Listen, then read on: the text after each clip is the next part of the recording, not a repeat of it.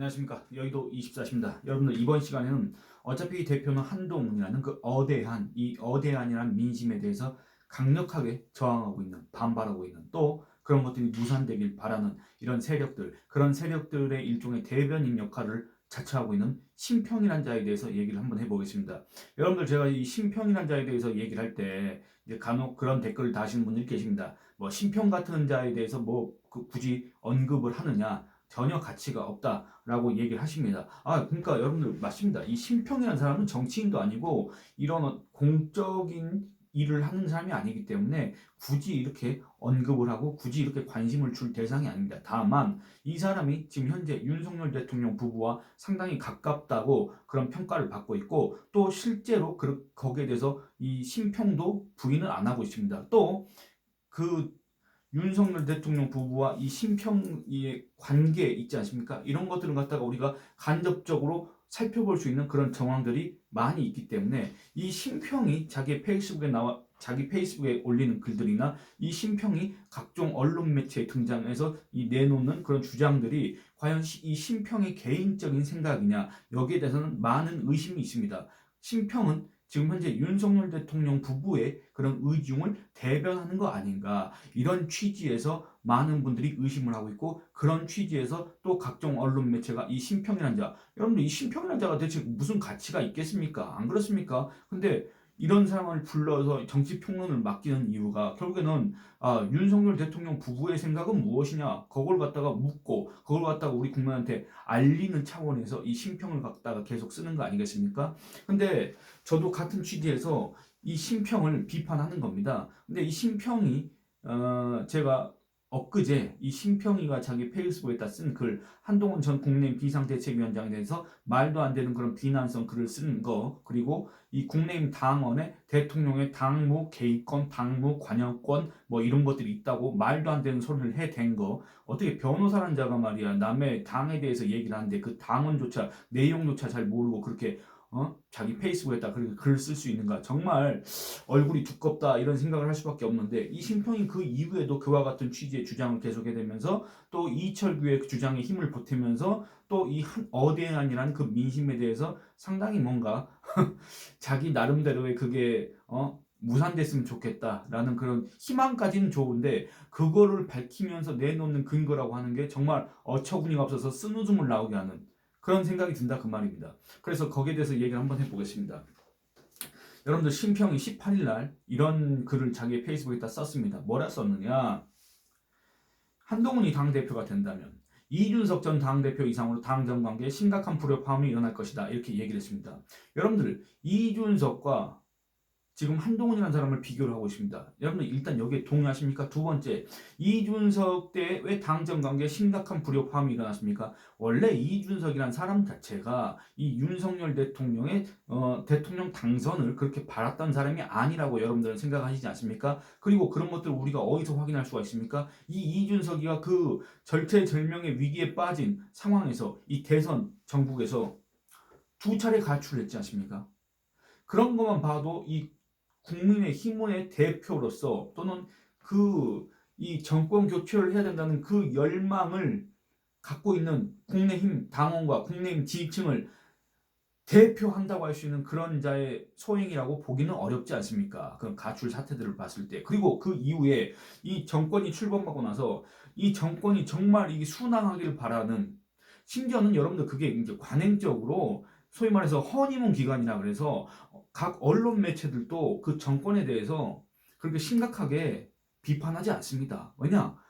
그게 뭐 외부에서 봤을 때는 뭐 정권 초반이라서 정권이 힘이 세기 때문에 그 눈치를 보는 거 아니냐, 그렇게 생각할 수도 있겠지만, 그것보다는 그 어떤 정권든지 일단 정권 초반에 안착을 해야, 그리고 이 국정을 갖다 원활하게 운영을 해야 그 누구에게나 다 이득이기 때문에 일종의 허니문 기간을 갖는 거고, 그때는 좀 잘못한 면이 있다고 하더라도 그렇게 외부적으로 그걸 갖다가 알리고 폭로하고 고발하고, 그게 설사 맞는다고 하더라도 그런 행태는 정말 지양해야 된다. 그런 게 여러분들 이게 굳이 정치권의 일이 아니라 우리 사람 사는 세상에서는 다 그런 게 통하지 않습니까? 그게 일종의 불문율이고 그게 일종의 또 매너지 않습니까? 근데 이준석이는 여기에서 완전히 벗어난 짓을 했다. 더군다나 이준석이 한 주장이 과연 사실에 부합하는 주장이냐, 이준석이 얘기한 것들이 과연 근거가 있는 것들이냐, 이준석이가 그 누구의 뭐 어떤 문제에 대해서 지적하고 얘기하고 그걸 갖다가 내부 총질할 자격 자체가 있는 사람이냐,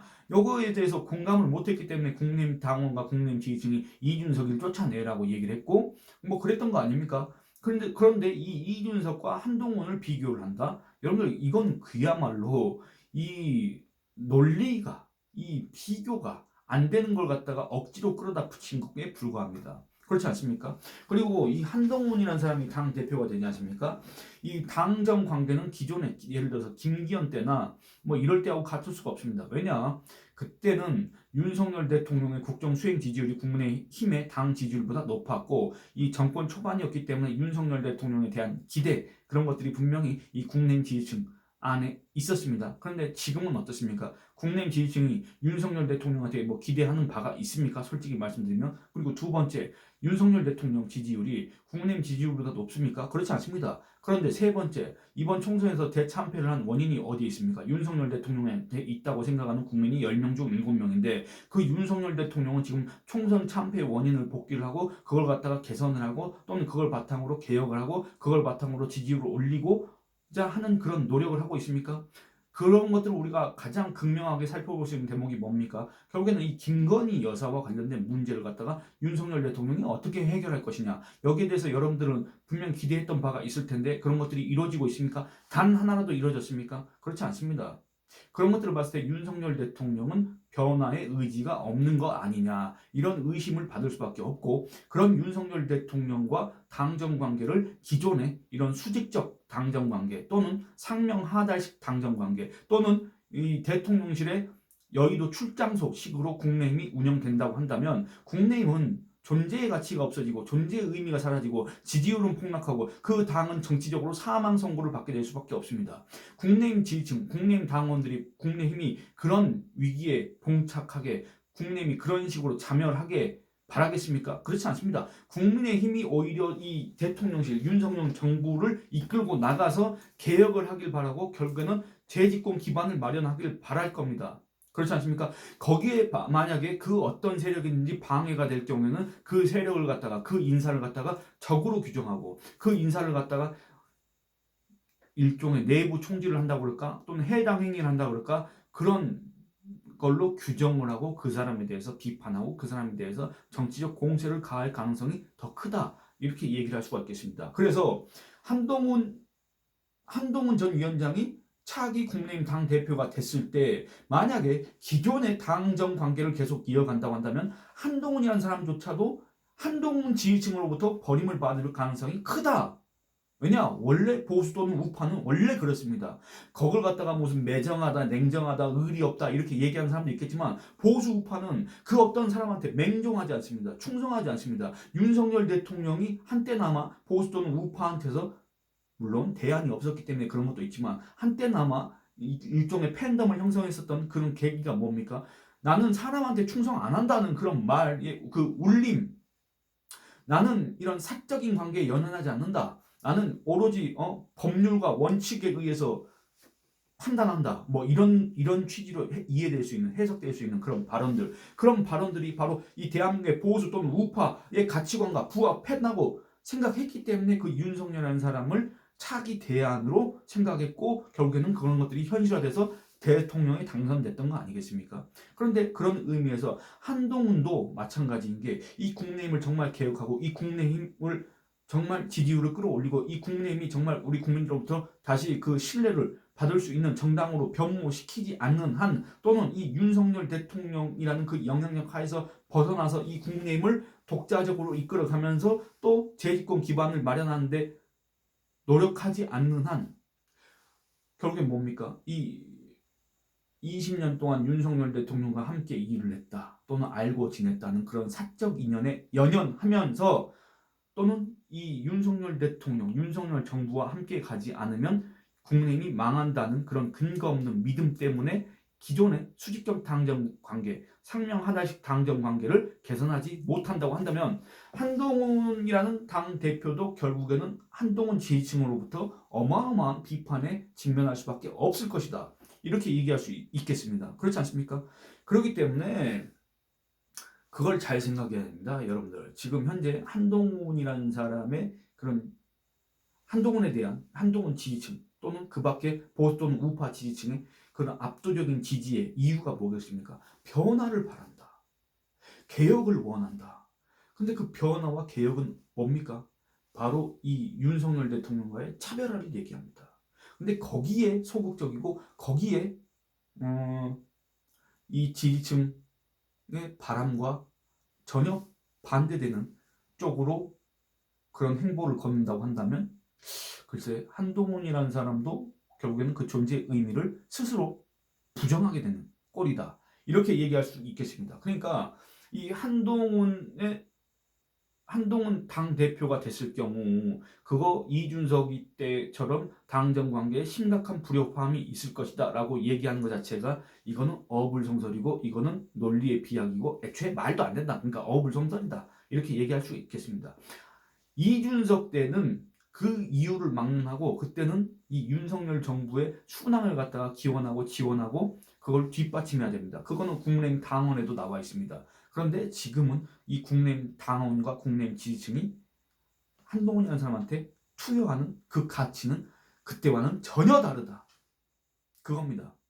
그리고 두 번째, 총선 참패로 가뜩이나 큰 어려움에 봉착한 윤 정부의 치명타를 먹일 것이고 2026년의 지방선거, 2027년 대선 패배로 이어지면서 아마 보수의 괴멸까지도 걱정해야 할 것이다. 이렇게 얘기를 했는데 이것도 어처구니가 없는 게 제가 이미 다 얘기했습니다만 여러분들 지금 이 윤석열 정부의 변화의 의지가 있느냐 없느냐, 윤석열 정부는 과연 스스로 개혁할 의지가 실력이 있느냐 없느냐 이런 것들을 따져봤을 때 지금 이대로 가지 않습니까? 그리고 그 어떤 사람이 국민의힘의 차기 당대표가 된다고 하더라도 지금 이 상태를 유지한다고 하면 지방선거에서도 그 결과는 불보듯 뻔하고 대선은 언감생심입니다. 그럴 경우에는 이 상태가 계속될 경우에는 또는 이 상태가 더 악화될 경우에는 보수 괴멸은 정말 시간 문제다. 그렇게 얘기할 수밖에 없겠습니다. 그리고 갑자기 또 궁금한 거는 왜 신평이 보수의 괴멸을 걱정하고 있는지 그건 저는 솔직히 좀 이해하기가 어렵습니다. 또 이 신평은 이렇게 얘기를 합니다. 제가 분명히 엊그제 영상에서 이 국민의힘 당원을 여러분들한테 소개를 하면서 설명을 하면서 국민의힘 당원에는 대통령의 당무 관여권 같은 건 없다라고 했지 않습니까? 근데 이 신평은 아직도 이 가짜 뉴스를 계속 흘리고 다니고 있습니다. 신평이가 당원상 보장된 대통령의 당무 관여권을 부정하며 당무 개입이라고 차갑게 물리쳤고 지금은 윤 대통령에 대한 존중의 마음이 무척 희박한 사람이라고 이렇게 또 한동훈 전 위원장에 대해서 비난을 했습니다. 다시 한번 말씀드리지만 국민의힘 당원에는 대통령의 당무 관여권, 당무 개입권 이런 것들이 없습니다. 다만 대선 기간에 대선 후보가 이 당무 우선권을 가진다. 이런 식으로 규정이 돼 있을 뿐 그것도 당규에 돼 있습니다. 당원에 돼 있지 않습니다. 그러니까 한마디로 이 남의 당에 대해서 이렇게 얘기를 하는데 아무런 준비도 없이 아무런 노력도 하지 않은 데 대체 무슨 자신감으로 이렇게 읊어대고 있는지 대체 무슨 배짱으로 계속 이렇게 가짜 뉴스를 흘리고 다니고 있는지 전 모르겠다 그 말입니다. 또 한번 살펴보겠습니다. 윤 대통령에 대한 존중의 마음이 무척 희박한 사람이다 이렇게 평가를 했는데 그거를 신평 씨는 어떻게 판단을 하는지 모르겠습니다. 신평은 무슨 관심법을 쓰는 사람입니까? 그리고 이 윤석열 대통령이 얘기한 것처럼 개인에 대한 충성 이런 것들은 이런 우리나라 같은 자유민주주의 체제에서는 그거는 정말 부정해야 될 행태입니다. 그거는 정말 구시대적인 발상입니다. 그런데 여러분들 이 신평 포함해서 또는 이 뭐 황우여 이런 사람 포함해서 홍준표 이 대통령실의 입장을 옹호한 듯한 그런 주장을 펴는 사람들이 내놓는 이런 비유법 같은 게 정말 구시대적이고 정말 어떻게 보면 이도시대적 그런 얘기를 하고 앉아있지 않습니까? 뭐 홍준표는 폐쇄자 얘기를 하고 그 다음에 황우여는 무슨 국본을 얘기를 하고 그 다음에 이 신평은 윤 대통령에 대한 존중의 마음이 희박한 사람이기 때문에 한마디로 이 윤석열을 배신했고 윤석열과 거리가 먼 사람이기 때문에 한동훈을 배격해야 된다? 언제쯤 얘기하고 앉아있습니까? 정말 이런 자들이 지금 현재 이 국내에서 주요 직위를 차지하고 앉아있고 이런 자들이 지금 용산의 대통령실에 그런 것들을 갖다 대변한다고 자처하면서 또는 그렇게 일컬어치면서 이런 언론 매체에 등장해서 이런 주장들을 쏟아내는 걸 보면 정말로 어처구니없고 도대체 이 나라의 국격이 어떻게 됐느냐 정말 한탄을 할 수밖에 없습니다. 이 심평이 또 뭐 이런저런 얘기를 했는데 이 시간 관계상 그건 줄이겠습니다만 이 심평이 또 이 라디오 방송에 나와서 이런 얘기를 했습니다. 한동훈 전 국민의힘 비상대책위원장이 기세가 서서히 빠지고 있다 또 이렇게 얘기했는데 여러분들 그 근거가 뭔지 아십니까? 그 근거가 뭐냐면 상당한 정치적인 영향력을 가진 보수 쪽 유튜버들이 차츰차츰 한 전 위원장의 영향력에서 벗어나고 있는 것이 감지되고 있다. 이렇게 얘기를 했습니다. 근데 여러분들 일단 여기서 또 의문을 제기하고 싶은 거 보수 유튜버 중에 상당한 정치적인 영향력을 가진 사람 또는 그런 채널이 어디가 있습니까? 구독자 수로 한다고 하면 뭐 몇 군데 있겠습니다만 그쪽에 정말 그렇게 상당한 정치적 영향력이 있습니까? 저는 일단 이런 생각을 하는 사람이 정치 폭로를 한다는 것 자체가 정말 어처구니없고 두 번째, 아니 최소한 이제 자기가 그렇게 주장을 했지 않습니까? 그 보수 쪽 유튜버들이 한동훈의 영향력에서 벗어나고 있다. 한동훈의 영향력 하에 있었다는 건 또 뭔 주장이며 한동훈의 영향력에서 벗어나는 것이 감지되고 있다고 주장을 하려면 그 근거를 대야 되지 않습니까? 근데 그 근거가 전혀 없습니다. 여러분들 이런 주장을 하는 자를 방송에서 계속 불러줘야 되겠습니까? 그리고 결국에는 이 보수 쪽 유튜버들이 한동훈의 영향력에서 이탈하고 있기 때문에 서서히 빠지고 있기 때문에 결국엔 이철규가 얘기한 것처럼 뚜껑을 열어봐야 한다. 또 다른 흐름이 감지될 가능성이 크다. 이런 거에 동조하면서 이렇게 얘기합니다. 이철규 의원이 아주 정책 판단이 빠른 분이거든요. 그분이 그렇게 말씀하신 것은 무언가 근거가 있기 때문에 말씀하신 것으로 저는 판단하고 있습니다. 이렇게 얘기합니다. 그러니까 결국엔 뭔 말입니까?